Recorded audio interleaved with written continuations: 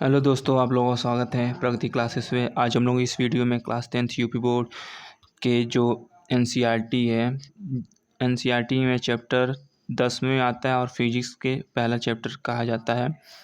तो चलिए इसके कुछ नोट्स इम्पोर्टेंट सभी चीज़ें देखने वाले हैं। एक नोट टाइप होगा, आप चाहें तो इसे नोट्स भी बना सकते हैं। इसमें हम आपको सारी डिफिनीसन और क्या होता है, क्या कैसे मिरर काम करता है, एक पार्ट, दो पार्ट, तीन पार्ट, ऐसे पार्ट में आएगा वीडियो। क्योंकि एक पार्ट बनाने चलेंगे तो बहुत ज़्यादा लॉन्ग बन जाएगा। तो ये चलिए शुरू करते हैं, ठीक है। ये ओके, तो आइए शुरू कर लेते हैं। ये जो ऊपर से है, इसको, ये जो ऊपर से आ रहा है इसको इग्नोर कीजिएगा, क्योंकि वो आएगा पीडीएफ में बनाया है तो इसलिए पीडीएफ में आ जा रहा है। तो चलिए अध्याय 10वां, जिसका नाम है प्रकाश परावर्तन तथा अपवर्तन, शुरू करते हैं। और पहला प्रकाश की डिफिनेशन जान लेते हैं। प्रकाश होता क्या चीज़ है। प्रकाश आप किसी से पूछिएगा, जैसे घर में कोई होगा ना, तो उनसे पूछिएगा प्रकाश होता क्या चीज़ है, देखिएगा वो क्या आपको डिफिनीसन बताते हैं प्रकाश की। और सभी लोगों से देखिए, 2-3 लोगों से पूछ के देखिएगा प्रकाश होता क्या चीज़ है। सभी लोग प्रकाश की डिफिनीसन अलग अलग बताएंगे। तो प्रकाश ऐसा सिंपल सा भाषा में बोल सकते हैं, प्रकाश वह ऊर्जा है जिसके द्वारा हम किसी वस्तु को देख सकते हैं। अगर प्रकाश ना हो तो हम किसी वस्तु को देख पाएंगे, नहीं देख पाएंगे। एक अंधेरे वक्त, जैसे एक एक्सपेरिमेंट कीजिएगा, जैसे कि रूम है, ये रूम बना लेते हैं और इसमें पूरा अंधेरा है, कहीं सब ब्लैक है, पूरा अंधेरा है, ठीक है। और आप इसमें खड़े हैं तो आपको कोई चीज़ नहीं दिखेगी, ठीक है। ये अलग है कि नेत्र वाला वो चीज़ अलग है, लेकिन मानिए इसमें कुछ नहीं दिखेगा। अब जब यहाँ से एक प्रकाश आएगा, ठीक है, अब यहाँ से जब प्रकाश डालेंगे ना तो वस्तुएं दिखना प्रारंभ करेंगी। तो इस प्रकाश के द्वारा ही वस्तुएं दिखती हैं ना, तो इसलिए प्रकाश वो साधन है या फिर वो स्रोत है जिसके द्वारा हम किसी वस्तुओं को देख सकते हैं। ये सिंपल सी परिभाषा हुई। और आप लोगों से पूछ सकते हैं क्या है क्या नहीं, ठीक है। अब आगे चलिए प्रकाश के गुण जान लेते हैं। प्रकाश के क्या गुण हैं क्या नहीं है। तो प्रकाश सरल सीधी रेखा में गमन करता है। तो प्रकाश आपको पता है जब आती है तो वो सीधी रेखा में आती है, ये नहीं कि ऐसे आए कि ये ऐसे घूम फिर के, नहीं, वो सीधे पड़ती है। और एक दो ठो तो नहीं रहती, वो अनंत रहती हैं, गिनने में आपको गिन ही नहीं सकते कितनी आती हैं। दूसरा है प्रकाश विद्युत चुम्बकीय तरंग है, इसलिए इसे संचरण के लिए माध्यम की आवश्यकता नहीं होती। इसे माध्यम, जैसे कि एक माध्यम से दूसरे माध्यम की कोई आवश्यकता नहीं होती। ये तरंग है, ये जाती रहेंगी, इसको माध्यम की आवश्यकता नहीं पड़ती है। दूसरा हो गया। अब आइए तीसरा जानते हैं। प्रकाश अपारदर्शी वस्तुओं की तीक्ष्णता छाया बनाता है। जैसे कि हम लोग खड़े हो गए हैं कहीं, ठीक है, तो खड़े हैं, बल्ब इधर लगा है, जैसे कि यहाँ मान लीजिए बल्ब है, ठीक है, यहाँ मान लीजिए बल्ब है और हम लोग इधर खड़े हैं, ठीक है, हम लोग खड़े हैं। अब जब प्रकाश पड़ेगा तो हम लोग की यहाँ छाया बनेगी ना, तो जब ये छाया बनेगी ना, यही है। अब इधर से हम लोग इधर आ गए तो हम लोग की छाया इधर बनेगी, इधर आ जाएंगे तो प्रकाश अभी जब पड़ेगा तो इधर छाया बनेगी, यही चीज़ है इसमें। अब आइए जानते हैं, आगे चलते हैं, देखते हैं प्रकाश का परावर्तन जानते हैं। मतलब एक चौथा पॉइंट बचा है, प्रकाश की चाल निर्वात में सबसे अधिक है, जिसको 3 × 10⁸ मीटर प्रति सेकंड कहा जाता है, ठीक है। प्रकाश की चाल निर्वात में अधिक होती है। और ये जो है ना, ये याद रखिएगा आप, ये हमेशा प्रकाश का निर्वात, जैसे कि प्रकाश पूछ लिया जाता है, प्रकाश तो इसको 3 × 10⁸ कहा जाता है। ये हर जगह इक्वेशन में आएगा। लाइट का जो आएगा ना, हर क्वेश्चन में ये इसी को लेंगे आप, कोई और चीज़ नहीं लेंगे। अब प्रकाश का परावर्तन क्या है। उच्च कोटि की पॉलिश किया हुआ पृष्ठ, जैसे कि दर्पण अपने पर पड़ने वाले अधिकांश प्रकाश की, मतलब कि ये यहाँ की नहीं रहेगा, यहाँ को परावर्तित कर देता है। जैसे कि उच्च कोटि की पॉलिश, जैसे कि पॉलिश किया हुआ, ठीक है, कोई दर्पण है, अपने पड़ने वाले अधिकांश प्रकाश की मतलब कि यहाँ से प्रकाश आया, इसको परावर्तित कर देगा। तो ये जो कलई किया हुआ है ना, ये परावर्तन होता है। यहाँ परावर्तन, ये पीछे का कलई किया हुआ था, तो प्रकाश आएगा यहाँ से, इसको इस तरह कर देगा, ठीक है, परावर्तन कर देगा। और आपको आगे पढ़ेंगे परावर्तन की नियम क्या है, तो जानेंगे। उसमें 2 नियम होते हैं, तो आइए जान भी लेते हैं वो प्रकाश के परावर्तन के नियम क्या है। तो प्रकाश के परावर्तन के दो नियम होते हैं, ठीक है। दो नियम, पहला नियम आपतन कोण परावर्तन कोण के बराबर होता है। जैसे कि ये पृष्ठ है, इस पे प्रकाश आया, परावर्तन होके गया।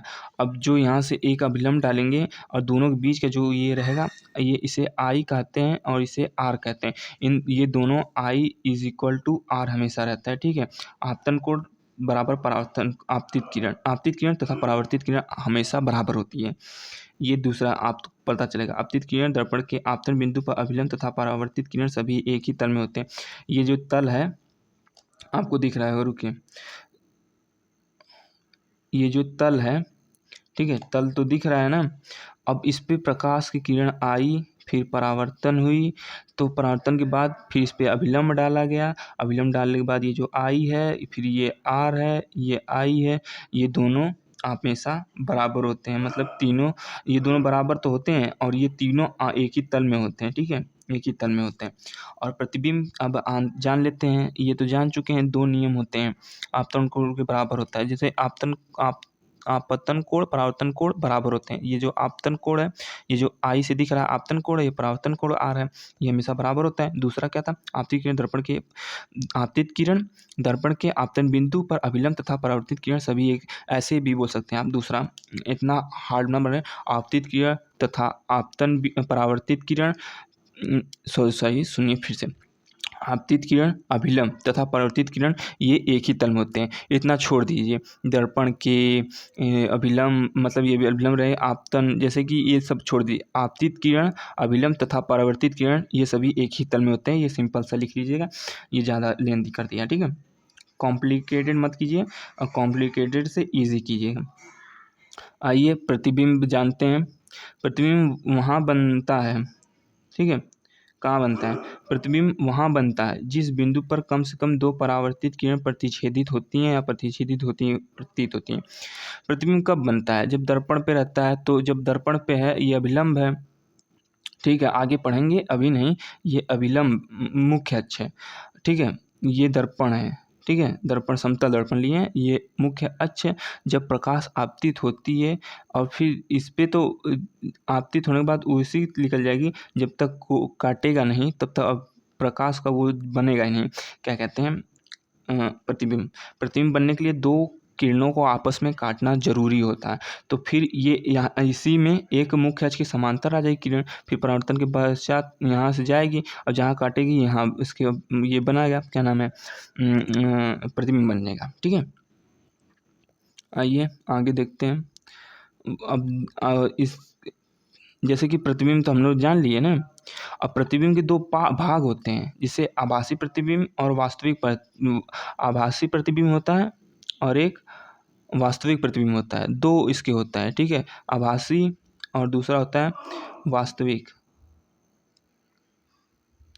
ये दो होते हैं इसके प्रकार, ठीक है, आभासी और वास्तविक। आइए आभासी और वास्तविक के बारे में जान लेते हैं। आभासी और वास्तविक क्या है? वास्तविक प्रतिबिंब, आभासी प्रतिबिंब। पहला, इसके पॉइंट्स की तरीके से देख लेते हैं, ये इजी रहता है सबसे अच्छा। अगर पेपर में वास्तविक प्रतिबिंब तथा आभासी प्रतिबिंब में अंतर बताने के लिए आएगा तो ये आप लिख देंगे ना, पूरा नंबर मिलेगा, कोई आपका नंबर काट नहीं सकता। वास्तविक प्रतिबिंब, आभासी प्रतिबिंब क्या है? पहला, ये तब बनता है जब प्रकाश की किरण वास्तव में प्रतिच्छेदित होती हैं। मतलब ये नहीं कि प्रतिच्छेदित नहीं होती है, वास्तव में देखिए यहाँ वास्तव में ये देखो, ये आभासी बनेगा, ये वास्तविक बनेगा। तो वास्तविक में प्रतिच्छेदित करती हैं, जबकि आभासी में प्रतिच्छेदित करते हुए प्रतीत होती हैं। ये दोनों में अंतर देख लीजिए, प्रतिच्छेदित होती है, इसमें प्रतीत होती हैं, प्रतिच्छेदित होती हुई प्रतीत होती है। और इसमें दूसरा पॉइंट क्या है, इसे पर्दे पर प्राप्त कर सकते हैं, इसे पर्दे पर प्राप्त नहीं कर सकते हैं। जब प्रतिच्छेदित करती नहीं, ये आभासी लगता है, और ये वास्तव में प्रतिच्छेदित करती हैं तो बन ही जाएगा। तीसरा जानते हैं, आइए तीसरा जान लेते हैं। वास्तविक प्रतिबिंब उल्टा बनता है और आभासी प्रतिबिंब सीधा बनता है, ठीक है। इतना समझ लिए, वास्तविक प्रतिबिंब उल्टा बनता है, आभासी प्रतिबिंब सीधा बनता है। तो आइए अब देखते हैं समतल दर्पण। समतल दर्पण भी ये होता है, आभासी वास्तविक और, तो वास्तविक ऐसे उत्तल दर्पण और अवतल दर्पण, दो दर्पण होते हैं, और तीसरा समतल दर्पण होता है। समतल दर्पण, जो समतल दर्पण होता है उसका हम कम यूज़ करते हैं, लेकिन उत्तल दर्पण और अवतल दर्पण का हम ज़्यादा यूज़ करते हैं। तो आइए अब समतल दर्पण द्वारा प्रतिबिंब जान लेते हैं। जैसे कि ये समतल दर्पण है, समतल दर्पण में फिर ये मुख्य अक्ष है पूरा यहाँ से यहाँ तक, फिर यहाँ से प्रकाश यहाँ वस्तु रखी है, जब इस पे प्रकाश किरण यहाँ से चली तो परिवर्तन के पश्चात इस उसी मार्ग में वापस लौट जाएगी। ठीक है, समतल दर्पण और ठीक है, इसका जैसे कि है, ये तो इसमें कुछ ज़्यादा ही कॉम्प्लिकेटेड बना दिया है, समतल दर्पण प्रतिबिंब कुछ ज़्यादा ही कॉम्प्लिकेटेड बना दिया है। तो आइए इजी बना लेते हैं इसको। समतल दर्पण, इसको इग्नोर कीजिएगा। ये मुख्य अक्ष, फिर यहाँ वस्तु रखी है, फिर ये आया, और यहाँ से जिसमें ना जैसे कि ये होता है कि ये वाला ना ये कुछ अजीब बनेगा। ठीक है, ये पीछे चला जाएगा, तो हम लोग पीछे वाला नहीं लेते हैं। ठीक है, हम लोग सिर्फ एक ही बनाते हैं प्रतिबिंब, फिर देखते हैं। ये आया, ये आया, ये आया, ये आया, फिर ये वापस उसी मार्ग में चला गया, ये कॉम्प्लिकेटेड पीछे गया, फिर यहाँ लग रहा है, फिर ये वस्तु यहाँ आएगी ऐसे ऐसे, फिर ये ऐसे आएगा ऐसे।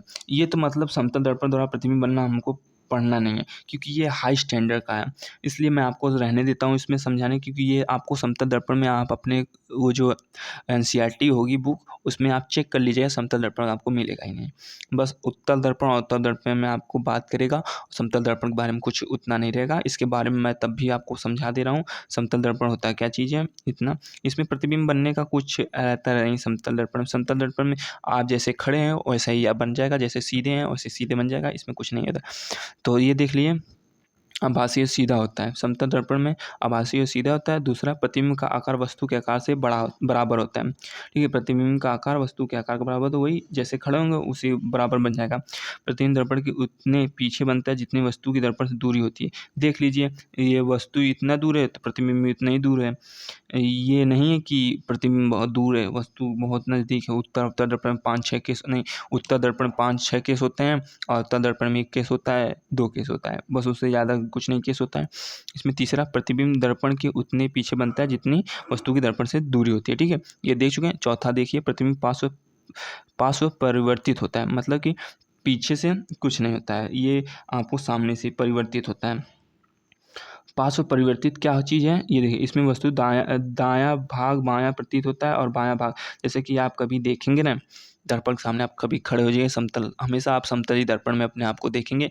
अवतल दर्पण में तो आप बाइक कार ऐसे में देखेंगे, और कहीं जैसे मॉल में जाएंगे वहाँ अवतल दर्पण का यूज़ होगा, उत्तल दर्पण का बाइक वाइक में देख लेंगे। तो ऐसे चीज़ें, हेडलाइट अवतल दर्पण, मिरर उत्तल दर्पण, ऐसे चीज़ें बाइक वाइक में जो यूज़ होता है वो होता है। तो पार्श्व पृष्ठ ऐसा होता है ना, आप जब भी अपने वो क्या नाम है शीशे के पास खड़े हो जाइएगा, खड़े होने के बाद आप देखिएगा ना, जो आपका राइट हैंड होगा तो आपको लेफ्ट लगेगा, क्योंकि ये घूम जाता है, वो रोटेट कर जाता है। आप अपने आप को उल्टा करके देखिएगा, ये ऐसे सीधे हो जाएंगे। ऐसा उसमें ऐसा दिखाता है, लेफ्ट को राइट कर देता है, राइट को लेफ्ट कर देता है, दाएं को बायां, बाएं से दाएं। ठीक है, ये होता है उसमें। गोली दर्पण क्या है, गोली दर्पण आप जान लेते हैं। गोली दर्पण होता है क्या चीज़ है, दर्पण के बारे में चलते हैं। दर्पण अभी तक सब पढ़ रहे थे, प्रतिबिंब क्या है, प्रतिबिंब के आकार प्रकार, ये सब पढ़ रहे थे। अब आके गोली दर्पण के बारे में देख लेते हैं। तो गोली दर्पण क्या है, गोली दर्पण का परावर्तन तल अंदर की ओर या बाहर की ओर वक्रित होता है। तो जैसे कि एक उत्तल दर्पण होता है, एक अवतल दर्पण होता है, जिसमें अंदर और बाहर की मतलब एक उभरा हुआ होता है, एक धंसा हुआ होता है। अब उभरा धंसा आगे देखते हैं, इसमें बस बताया गोली दर्पण का परावर्तन तल अंदर की ओर या बाहर की ओर वक्रित होता है। गोली दर्पण जिसका पराविष्ट पृष्ठ अंदर की ओर अर्थात गोले के केंद्र की ओर वक्रित है, वह अवतल दर्पण होता है। जैसे कि इसमें देखिए, ये अंदर की ओर धंस गया है, तो ये अवतल दर्पण है। जो अंदर की ओर धंसा रहता है ना, वो अवतल दर्पण होता है। ठीक है, गोली दर्पण जिसका पराश्रय पृष्ठ बाहर की ओर वक्रित है, उत्तल दर्पण मतलब बाहर की ओर उभरा हुआ होता है, उसे उत्तल दर्पण कहते हैं। अब उत्तल दर्पण देखिए कहाँ, ये देखिए, ये उत्तल दर्पण है, इसमें बाहर की तरफ उभरा हुआ है, ये होता है इसमें। गोली दर्पण में सामान्यतः प्रयुक्त होने वाला कुछ मतलब कुछ जो शब्द हैं उसकी परिभाषाएं देख लेते हैं। ठीक है, ये देखिए, ये तो दर्पण हो गया, ये मुख्य अक्ष हो गया, और ये सेंटर ऑफ कर्वेचर जिसे कहते हैं, ये देखिए मुख्य अक्ष, ये वक्रता केंद्र हो गया, ये ध्रुव हो गया, ये फोकस हो गई, ये 3-4 चीज़ें हैं, ये रेडियस हो गया, यह फोकस दूरी हो गई, ये वक्रता त्रिज्या, ये वक्रता त्रिज्या है तो वक्र वक्र त्रिज्या की दूरी हो गई यार। तो इसमें 5-6 चीज़ें डिफिनीसन जो आपको जाननी बहुत ही ज़रूरी है, क्योंकि ये एग्ज़ाम के पूछा जाता है। ये जो इम्पोर्टेंट चीज़ें हैं, ठीक है। ध्रुव सब देख लेते हैं। ध्रुव क्या है? गोलीय दर्पण के परावर्तन पृष्ठ के केंद्र को दर्पण का ध्रुव कहते हैं। जैसे ये दर्पण के पृष्ठ पर स्थित होता है। ध्रुव की पास प्राय पी अक्ष से निरूपित करते हैं। ध्रुव कहाँ होता है? जैसे कि ये दर्पण है, अब ये जो बीच में है ना, ये जो मुख्य अक्ष जहाँ से आके मिलेगी ना, उसी को हम कहते हैं ध्रुव। समझ गए? अब ये देखिए मुख्य अक्ष क्या है? गोलीय दर्पण के ध्रुव तथा वक्रता त्रिज्या से गुजरने वाली एक सीधी रेखा को मुख्य अक्ष कहते हैं। मुख्य अक्ष दर्पण के ध्रुव पर अभिलंब है। मतलब कि दर्पण का ध्रुव देखें अभी को, दर्पण का ध्रुव कहाँ है? ये है, और अभिलंब इसमें पड़ा है तो ये है, और वक्रता त्रिज्या, ये यहाँ वक्रता त्रिज्या होती है, और फोकस होता है। इन दोनों को ऐसा है ना, मुख्य अक्ष की डिफिनीशन वक्रता त्रिज्या तथा फोकस से होकर जाने वाली रेखा को मुख्य अक्ष कहते हैं। ऐसे लिख भी सकते हैं, ऐसे भी लिख सकते हैं, वक्रता त्रिज्या तथा दर्पण के ध्रुव के अभिलंब होने वाली रेखा को मुख्य अक्ष कहते हैं। आप किसी भी तरीके से लिख सकते हैं, बस इंटेंशन आपको पता होना चाहिए कि आप क्या लिख रहे हैं। वक्रता केंद्र क्या है? गोलीय दर्पण का परावर्तन पृष्ठ एक गोले का भाग है। इस गोले का केंद्र गोलीय दर्पण का वक्रता केंद्र कहलाता है। यह अक्षर सी से निरूपित किया जाता है। मतलब कि ये गोला है, ठीक है, इसका केंद्र तो होगा ही। अब मान लीजिए इसका केंद्र है, अब जब ये मुख्य अक्ष आ रहा है, ये ध्रुव बन गया, मतलब दर्पण बन गया। यहाँ से इसको हटा दीजिए। ये जब हटाएंगे इतना, तो ये दर्पण हो गया। यहाँ से लेके यहाँ तक, यहाँ से लेके यहाँ तक दर्पण हो गया ना, ठीक है। जैसे कि यहाँ से लेके यहाँ तक ये दर्पण हो गया। अब जब इस जो गोला है उसके जो केंद्र है, इसी को वक्रता केंद्र कहा जाता है, ठीक है। अब वक्रता केंद्र को सी से निरूपित किया जाता है, ठीक है। वक्रता केंद्र को सी से निरूपित किया जाता है। अब ये यहाँ से लेके यहाँ तक रहता है, ठीक है। अब इसी को वक्रता दूरी भी कहते हैं। वक्रता दूरी आगे देख लेंगे। ये जो बीच का है इसे वक्रता केंद्र कहा जाता है, और वक्रता त्रिज्या आर हो जाती है। इसकी दूरी को वक्रता दूरी भी कहते हैं, वक्रता त्रिज्या कहते हैं, ठीक है। ये जो जिसे पोल कहते हैं, इसे पी से पोल भी कहते हैं, जिस इंग्लिश में इसे ध्रुव कहते हैं। अब मुख्य अक्ष के समान, मतलब ये जो वक्रता केंद्र तथा ध्रुव के जो रेखा काटती हुई जाएगी उसे मुख्य अक्ष कहते हैं। ये था ये।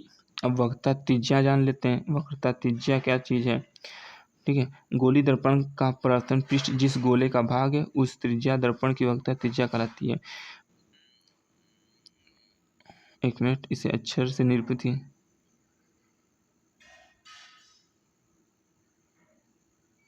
यही चीज दोनों में है, जैसे कि वक्रता केंद्र वक्रता त्रिज्या दोनों एक ही चीज है। भाग है उसकी त्रिज्या दर्पण की वक्रता त्रिज्या कहलाती है। सेम है, इसमें ये त्रिज्या दे दिया है, जबकि यही दूरी को ही त्रिज्या कहते हैं। वक्रता केंद्र जो वक्रता केंद्र सी से निरूपित किए, और जो दूरी है ना इसे आर से निरूपित करते हैं, ये दर्पण के पोल से, ठीक है। ये कुछ ज़्यादा ही कॉम्प्लिकेटेड कर दिया। आप लोग बोलेंगे तो मैं आपको पूरा फुल नोट्स ये इसके सिंप्लिसिटी से मैं लिख दूंगा। ये एज अ बुक है कि आप लोगों को समझाने के लिए, ठीक है। और अभी ठीक है, आप लोग ये लिख सकते हैं और आप लोग पढ़ भी सकते हैं इसको। एज इट मत पढ़िए। वक्रता त्रिज्या आप लोग को मैं बोल दे रहा हूँ, वक्रता केंद्र और वक्रता त्रिज्या की डिफिनेशन अभी मैं थोड़ी देर में, मतलब अभी बोल दे रहा हूँ। वो वक्रता केंद्र तथा ध्रुव के बीच की दूरी को वक्रता त्रिज्या कहते हैं। आप इसे भी लिख सकते हैं। और वक्रता केंद्र की डिफिनेशन होती है, गोलीय दर्पण जिस खोखले गोले का भाग होता है उसके केंद्र को वक्रता केंद्र कहा जाता है। ये सिंप्लिसिटी में आप लिख सकते हैं, दोनों का लिख सकते हैं। और द्वारक क्या होता है? एपर्चर गोली दर्पण के परावर्तन पृष्ठ की वक्रता, वृत्ताकार सीमा रेखा का व्यास, दर्पण का द्वारक एम्पेचर कहलाता है। इसे एमएन से दर्शाया जाता है। तो ये द्वारक होता है, जैसे कि दर्पण के परावर्तन पृष्ठ, जैसे कि वृत्ताकार सीमा रेखा का व्यास, जैसे कि यहाँ है, ये द्वारक हो गया। ठीक है, इसी को ही द्वारक कहते हैं। यहाँ से प्रकाश पड़ेगी, फिर वापस बिना रहे सीधे चली जाएगी, यही द्वारक है। ठीक है, और कुछ नहीं है, एमएन से दर्शाया जाता है। ये पूरा एज ए, जैसे कि ये दर्पण है, ये एम और ये पूरा जो है यहाँ तक की, ये जो पूरा है ना, नीचे से ऊपर तक, ठीक है, ये जो यहाँ से लेके यहाँ तक, ये पूरा इसी को ही द्वारक कहा जाता है। यहीं से प्रकाश आती है, यहीं से परावर्तन होती है, यही द्वारक है पूरा। मतलब ये जैसे आएगी, ऐसे जाएगी, ऐसे रहेगी, ऐसे चली जाएगी, यही पूरा द्वारक है। इतना ही पूरा द्वारक है। ठीक है, आइए मुख्य फोकस जान लेते हैं। मुख्य अक्ष पर स्थित, रेड कर लेते हैं। मुख्य अक्ष पर वह बिंदु जहां मुख्य अक्ष के समांतर किरणें आकर मिलती हैं या परावर्तित किरणें मुख्य अक्ष पर एक बिंदु से आती हुई महसूस होती है, वह बिंदु गोली दर्पण का मुख्य फोकस कहलाता है। ये तो बहुत ही ईजी है। मुख्य फोकस को हम किसी और तरीके से भी जान सकते हैं, समझ सकते हैं। जैसे कि ये दर्पण है, ठीक है, दर्पण है, ये मुख्य अक्ष है, ये मुख्य अक्ष है। ठीक है, हर कलर को मैं बदल बदल के बताया। मुख्य अक्ष है, ये वक्ता केंद्र है। ठीक है, सी से जिसे कहते हैं, वक्ता केंद्र हो गया। और पोल कहाँ है? ये इसे ही पी भी कहा जाता है। फिर आगे देखिए, अब ये हो गया वक्ता त्रिज्या हो गई, वक्ता केंद्र, वक्ता त्रिज्या, पोल, ये मुख्य अक्ष हो गया जो सीधी रेखा गई है। अब फोकस दूरी क्या है? ठीक है, फोकस दूरी समझिएगा अब। ठीक है, मैं वक्ता त्रिज्या को मिटा रहा हूँ। ठीक है,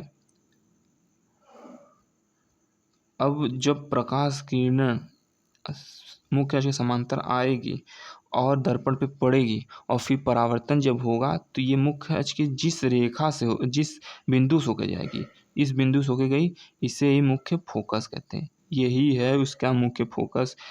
तो इसका डिफिनीशन सिंप्लिसिटी में और अच्छे से, आराम से और हल्के में आप लिख सकते हैं।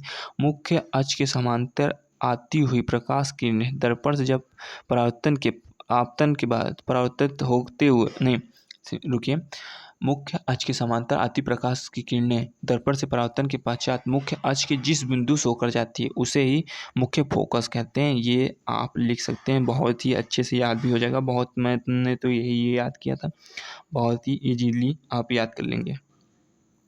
ठीक है, बहुत ही इजीली आप याद कर सकते हैं इसको। आइए अब आगे जानते हैं, आगे क्या है। तो गोली दर्पण के द्वितीय तथा मुख्य फोकस के मध्य की दूरी फोकस दूरी कहलाती है। इसे अक्षर एफ द्वारा निरूपित किया जाता है। तो ये तो मैंने देखे मुख्य फोकस क्या है। अब इसको मुख्य फोकस की जो दूरी है वो भी देख लीजिए। ये वक्ता केंद्र है, ये फोकस हो गया। ठीक है, यहाँ प्रकाश किरण आएगी, इससे पड़ेगी, यहाँ से जाएगी। अब दूरी क्या, फोकस दूरी क्या है? तो ये यहाँ से लेके और यहाँ तक की जो बीच की दूरी है पी तक, यह मुख्य फोकस तथा ध्रुव के बीच की दूरी को ही मुख्य फोकस कहा जाता है। ठीक है, फोकस दूरी कहा जाता है वही। अब आइए, छोटे द्वारक के गोलीय दर्पण के लिए वक्रता त्रिज्या फोकस दूरी से दोगुनी होती है। इससे हम संबंध को R/2F द्वारा व्यक्त करते हैं। ये जो है ये बहुत ही इम्पोर्टेंट है। ये इतना इम्पोर्टेंट है कि आप इसको भूल नहीं सकते, नकार नहीं सकते। तो ऐसा होता है ना, दर्पण ये है, ये मुख्य अक्ष है। ठीक है, वक्ता केंद्र है जिसे C से कहते हैं। ठीक है, वक्ता केंद्र है, यहाँ फोकस है, ये पोल है जिसे ध्रुव कहते हैं। ठीक है, जिसे ध्रुव कहते हैं, पोल है। अब ये तो एफ हो गया। अब जब इसको सी तक पहुंचना है ना, ये जो सी है ना, इसे आर मान लेते हैं, सी है मतलब कि ये जैसे कि वक्ता केंद्र यानी वक्ता त्रिज्या जो भी बोलिए, वक्ता केंद्र ही बोलिए। इसको जब फोकस को वक्ता केंद्र तक है ना, तो इसे R is equal to 2F कहा जाता है। अगर वक्ता केंद्र को फोकस दूरी में बदलना है तो F is equal to R/2 हो जाता है। ठीक है, ये जितना अगर 15 आया तो ये कटेगा 7.5 आ जाएगा। ठीक है, तो फोकस दूरी 7.5 है।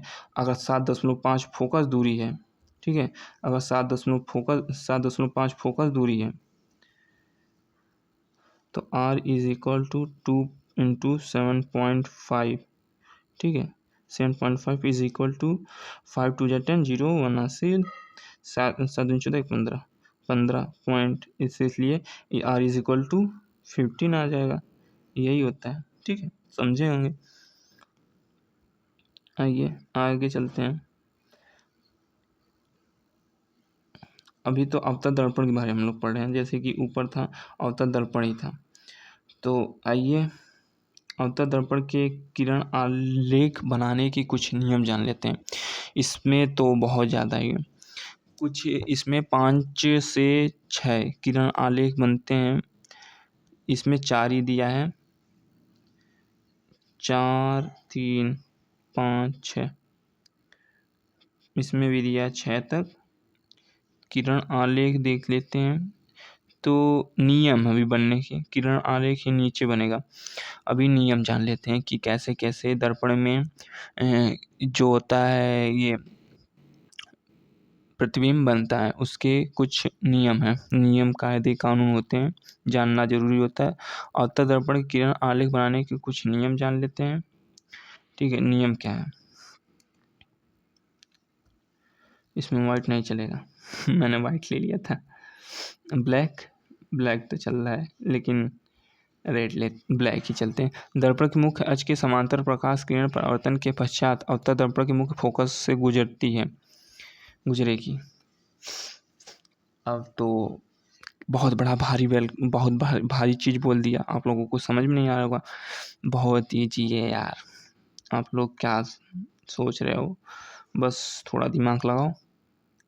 दर्पण, ओके, दर्पण मुख्य अक्ष के समांतर प्रकाश किरण, ठीक है, किरण प्रकाश के पश्चात परावर्तन के पश्चात अवतल दर्पण के मुख्य फोकस से गुजरती है। अभी तक पढ़े थे मुख्य फोकस किसे कहते हैं। ठीक है, वही चीज़ तो है, मुख्य अक्ष है, ठीक है, समांतर प्रकाश की किरण, ठीक है, परावर्तन के पश्चात, ठीक है, यहाँ पड़ी परावर्तन के पश्चात अवतल दर्पण के मुख्य फोकस से गुजरेगी।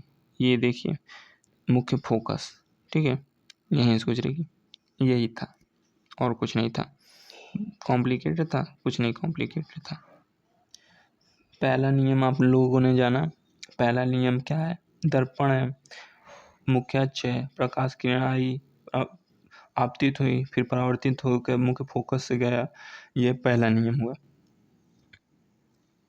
दूसरा नियम, अवतल दर्पण के मुख्य फोकस से गुजरने वाली किरण परावर्तन के पश्चात मुख्य अक्ष के समांतर निकलेगी। अब फिर दर्पण बनाते हैं, देखते हैं इस बार क्या लोचा है। दर्पण बनाया, मुख्य अक्ष बनाया, ठीक है, दर्पण बनाया, मुख्य अक्ष बनाया। अवतल दर्पण के मुख्य फोकस से गुजरने वाली किरण, ये देखिए मुख्य फोकस बनाया, ठीक है, मुख्य फोकस बनाया।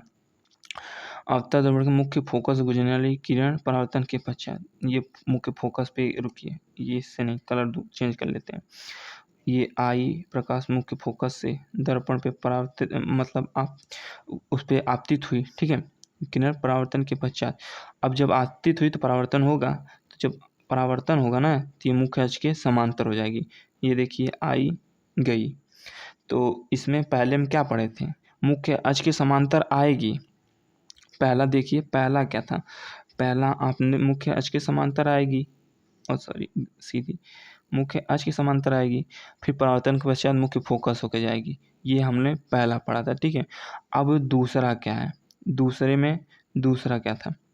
दूसरा ये है, मुख्य अक्ष के मुख्य अक्ष पे मुख्य फोकस, ये जो मुख्य अक्ष पे है फोकस, तो उस पे से मुख्य फोकस पे आएगी प्रकाश किरण, फिर दर्पण पे आपतित होगी, फिर परावर्तन के पश्चात मुख्य अक्ष के समांतर निकल जाएगी। ये है सेकेंड।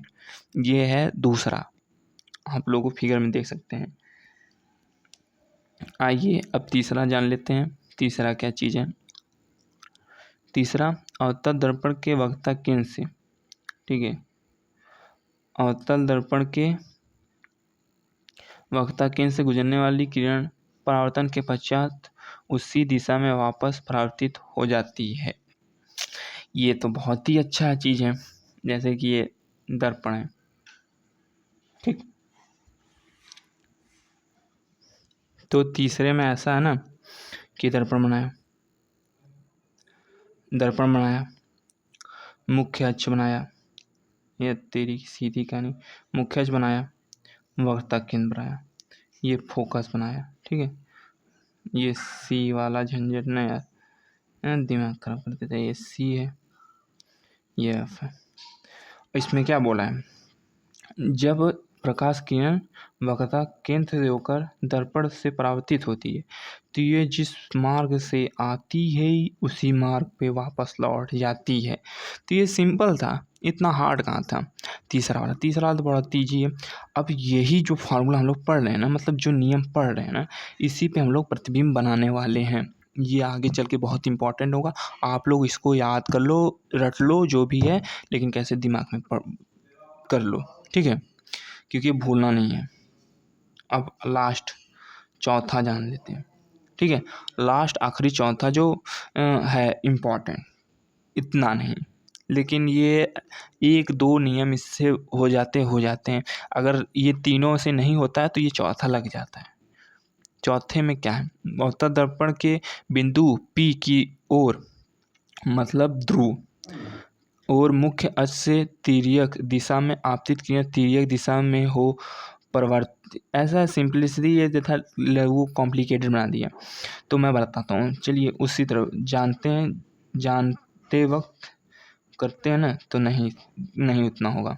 तो ये है दर्पण, मुख्य अक्ष, ये उसका होता है ध्रुव, ये जो है P, ये वक्रता केंद्र, ये F। अब इसमें क्या बोला है? एक प्रकाश किरण वक्रता ध्रुव, मतलब ध्रुव पे जब आती है, वो परावर्तन के पश्चात उसी एंगल, उसी कोण से वापस लौट जाती है। तो ये क्या है? तो आपतित हुई ध्रुव पे, दर्पण के ध्रुव पे प्रकाश किरण आपतित हुई, परावर्तन के पश्चात फिर उसी कोण से परावर्तित हो गई, उसी कोण से परावर्तित। ये बहुत सिंपल सा है, ये यही परिभाषा है, कुछ और नहीं है। आइए आप बुक्स जो लिख दिया है वो पढ़ लीजिए एक बार, देखिए क्या दिया इसमें। अवतल दर्पण के ध्रुव P की ओर मुख्य अक्ष से तिर्यक दिशा में आपतित किरण तिर्यक दिशा में ही परावर्तित होती है। तो तिर्यक दिशा में आई, तिर्यक दिशा में परावर्तित हुई, ठीक है। आपतित दिशा परावर्तन किरण आपतन बिंदु पर मुख्य अक्ष से समांतर समान कोण बनता है। तो कोण देखिए, जैसे कि दर्पण है, मुख्य अक्ष है, यहाँ से आई प्रकाश किरण परावर्तित हुई, ये जो कोण है ये दोनों में बराबर होगा। ये I मान लेते हैं, ये R मान लेते हैं, और पढ़े हैं I is equal to R हमेशा होता है। तो I is equal to R, ये हमेशा बराबर होगा। ये चौथा नियम। और आई होप आप लोग को ये चारों नियम पता चल गए होंगे। और हम लोग आज दर्पण के प्रकाश के बारे में जाने, प्रकाश के बारे में जाने, प्रकाश के गुण के बारे में जाने, प्रकाश के नियम के बारे में जाने, प्रतिबिंब के बारे में जाने, प्रतिबिंब के प्रकार के बारे में जानते हैं, और फिर गोलीय दर्पण के जो कुछ अवतल दर्पण हैं उसके बारे में कुछ जाने, ठीक है, उसके मुख्य बिंदु के बारे में जाने। फिर उसके बाद अवतल दर्पण के नियम, किरण आलेख बनाने के नियम के बारे में जानने। ये सब जानने के बाद अब अवतल दर्पण बिंब की विभिन्न स्थितियों के लिए बने प्रतिबिंब जानने वाले हैं, ठीक है। ये अब नेक्स्ट लेक्चर में आएगा। आई होप ये लेक्चर आप लोगों को अच्छा लगा हो। हमें कमेंट कीजिएगा, आपको और बेहतरीन तरीके से और बेहतरीन चीज़ें चाहिए तो कमेंट कीजिएगा। अभी कुछ शुरुआती हैं जिसमें हम लोग आप लोगों को बेस्ट प्रोवाइड कराने की कोशिश करेंगे। बस आप लोग सपोर्ट कीजिए, हम बेस्ट से बेस्ट कंटेंट, बेस्ट से बेस्ट स्टडी मटेरियल आप लोगों को प्रोवाइड करेंगे। ये मेरा दावा है, ये हम गारंटी के साथ कहते हैं आप लोगों को, ठीक है। तो तब तक के लिए टाटा बाय बाय, मिलते हैं नेक्स्ट पार्ट में। आप लोग देखते रहिए प्रगति क्लासेस और कमेंट कीजिए आप लोगों को कैसा लगा कैसा नहीं। तो धन्यवाद, मिलते हैं नेक्स्ट वीडियो में।